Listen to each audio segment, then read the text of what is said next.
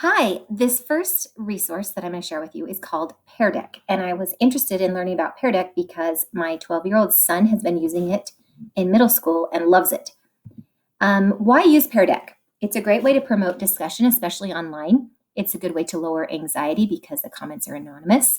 It promotes critical thinking, checking for understanding, sharing ideas, promoting creativity, a good way to hone writing skills and increase engagement. Positives I found are that there is a free account. It's very, very easy to use. It's actually an add-on in Google Slides, so it's easy to install if you don't have it there already, and super easy to use as my 12-year-old taught me how. Also, I found there's templates and questions also already pre-made and available in Pear Deck. The negatives, I think being anonymous is a positive, but also a negative, and it was a little frustrating for me because I couldn't see who made comments. Sometimes I could guess based on what they said, but other times I couldn't, and I kind of wanted to hold students a little bit more responsibility. We're a little more responsible for what they wrote, and also the free version is limited. Okay, so getting started with Pear Deck. If you're in a slide presentation, you go up to the add-ons menu, and then underneath that, you will find Pear Deck for Google Slides add-on.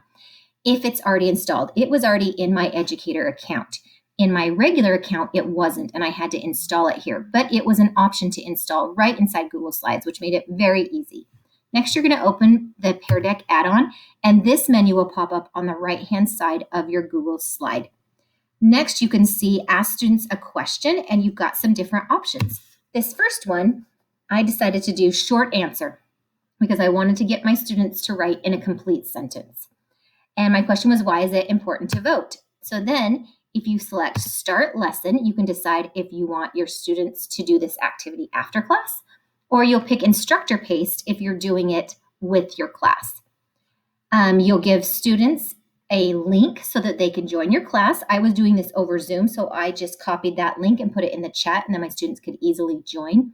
If you're in the classroom, you could just shine this up with your projector, and they could also join. Once your students have connected, then you'll start your class. This is what the screen will look like that your students will see. On the left is your question, and on the right is where they type in their answer. And you can see that they actually can add in more than one response if they want to. So I'm now back on the teacher screen, and down at the bottom is where you can select to show responses. So these are the responses that came in.